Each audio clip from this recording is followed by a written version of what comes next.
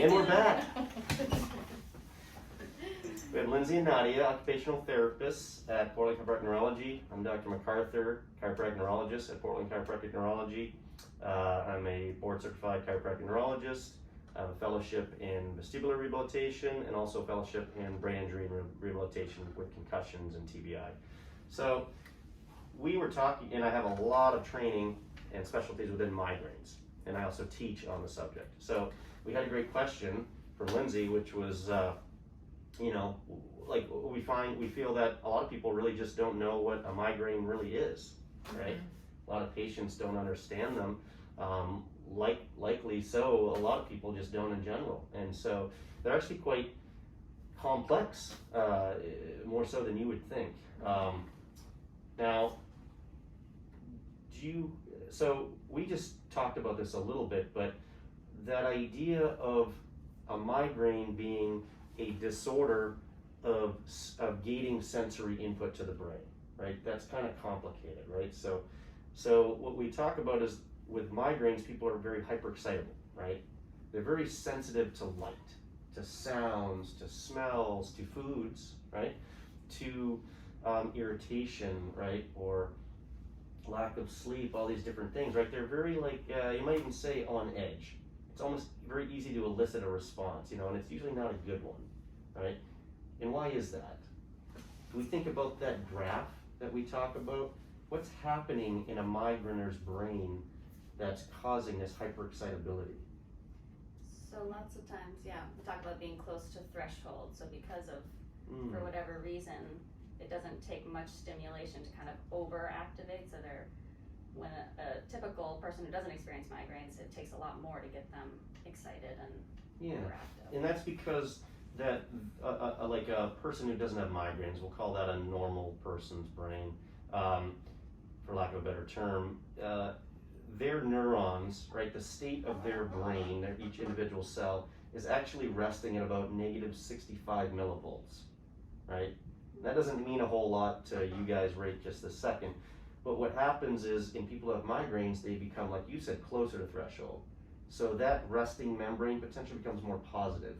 So now it doesn't take much to elicit a action potential or response in their brain. And so that's really important because we look at migraines as a disorder of the trigeminal vascular pathway. And this is something that you guys work with all the time, which is the trigeminal nerve. So tell me a little bit about the trigeminal nerve, what it does, and how you treat it. The tilt table and SSEP and some of the vestibular rehab that you do that affects the brain stem. So the trigeminal nerve is cranial nerve 5, and it passes through the lower part of your brain stem, which is is kind of a parasympathetic area. So parasympathetic is kind of your rest and digest system. So it kind of calms things down, lowers your heart rate, lowers your blood pressure. So with a lot of our treatments, we activate this nerve to kind of elicit a parasympathetic response and retrain that system to respond the way we want it to. And effectively, you're pushing that further from that threshold. Exactly. Yeah. So you're really creating a healthier neuron, right? Or neural group or multiple neurons within that trigeminal nerve system. That makes sense to me. So how do you do that? I know you use somatosensory both potential a little bit here, right? And you do tilt table therapy, but tell me a little bit about that SSEP unit that you use, the non-invasive nerve stimulation that you do. So it's basically it's a machine that emits a low-level electrical impulse. It's a lot like our muscle stim machines. If you've ever done muscle stimulation or like a TENS unit, it's a similar machine, but the attachment is for to activate your nerve instead of a muscle. So it's just kind of a low-level electrical impulse that's very subtle. Sometimes you don't even feel it, but it's still activating that area, and it just kind of stimulates and retrains. So it really almost regrows that pathway. Right. Yeah. Regrowth. I think I like that part, that description of it, because it's really what you're doing is you're regrowing those pathways. You're almost laying down a more established road to travel, right? And appropriately. Where what you see with migraines is that on this road, there should be stop signs, right? for a normal person. You should have stop signs. You come to the next stop, you stop. Come to the next stop, you stop. In a migraine person's brain, somebody went through and took all the stop signs out, and they also increased the speed limit, right? So now information is flying through there, and it can't be stopped. That information is pain, light, sound, and so it's not gated, right? It's not appropriately modulated. And so now that a person has migraine, every kind of, even moving their head or exercise or any of these types of things creates an incredible response in their brain that is perceived as pain. And that shouldn't be the case, because usually there's all these little stop signs and checkpoints that say, oh, you're not pain, you're not pain, you're not pain, and everybody tells the brain it's not pain. Right. And everybody gets the same message. In a migrainer's brain, these stop signs, like I said, are gone, and everything's sped up. So now all the information come in, and it's perceived as pain because nobody knows any different. There's nobody checking these areas, and this is why people have that throbbing pain within their brain, right? Because it feels to them like their brain is being squeezed, or it's incredible pain. It's often pain sharp behind the eyes and the forehead. It's often unilateral, can be bilateral, worse with activity. Can have nausea, photophobia, phonophobia, all these different things, right?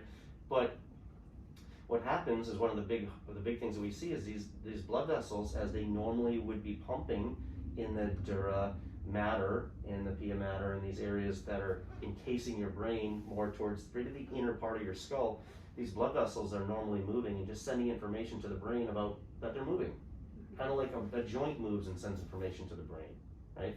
But in a person who's not gated and doesn't have this appropriate understanding of what movement or activity of a blood vessel is versus pain in a blood vessel, now all this activity in the pumping of blood vessels is perceived as pain to the brain.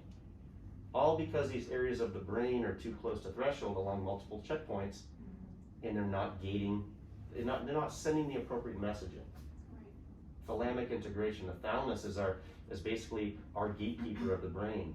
And when that's not doing well, it creates a huge problem for the brain. And what we do, a lot of our work, right, is we go in there and we put those stop signs back up, right? And we create a better system of gating for the brain, but we also reintegrate that thalamus, which is really important because the thalamus receives all sensory input. So we're able to use other pieces of sensory input to restore and retrain that thalamus. So now we can all we're doing is we're going in through a different door. Same building, we're just realized somebody boarded up the front door.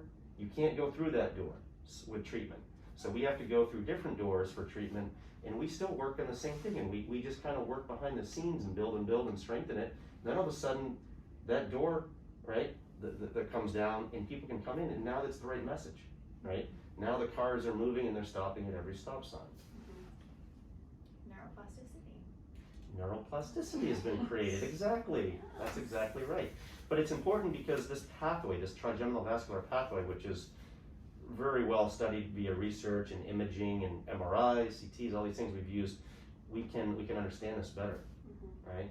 And understand what medications maybe we can create to make better treatments for this, and what treatment we can do on the clinical neuroscience side of it to restore neuroplasticity so they don't even need the medications.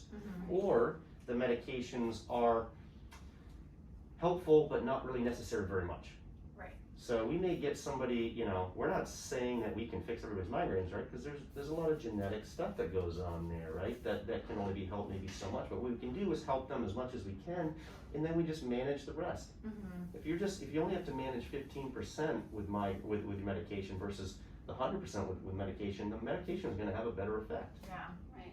I find a lot of patients too report that they have, a decrease in the severity of the symptoms. Like they might still be getting the headaches or migraines, but they're not as severe as they were before coming in for treatment. Right. Maybe decreased frequency, so instead of having them 5 days a week, it's 1 or 2 days a week.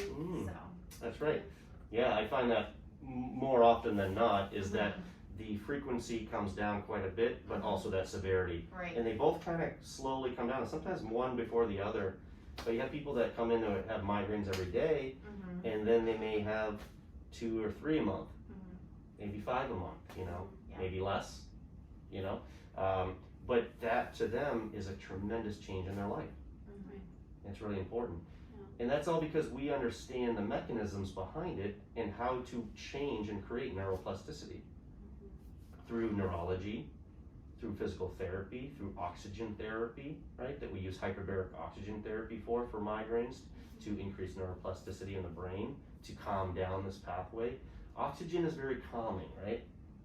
We just know that, right? And you get nervous, anxious, what do? You deep breathe, you slow breathe, right? And what do? You create a calming sense, things slow down. It's the same way why we do chiropractic care for people who have migraines, because you need to get good rib expansion so they can inflate their lungs and get all the oxygen in to attach 4 oxygen molecules to every red blood cell to maximize that. That, what you're measuring is you're measuring this SpO2, right? That's your oxygen pulsimetry. Is you're measuring how much oxygen is bound to the hemoglobin of your red blood cells. Right. Yeah. Anything else we want to talk about with migraines right now, or we think we got it? I mean, there's a lot of pieces to it that we're not going over, obviously, but it's just kind of a nice little conversation we're having that I'm enjoying it. Same. Love this. Well, that's enough for that one. Till next time. Till next time.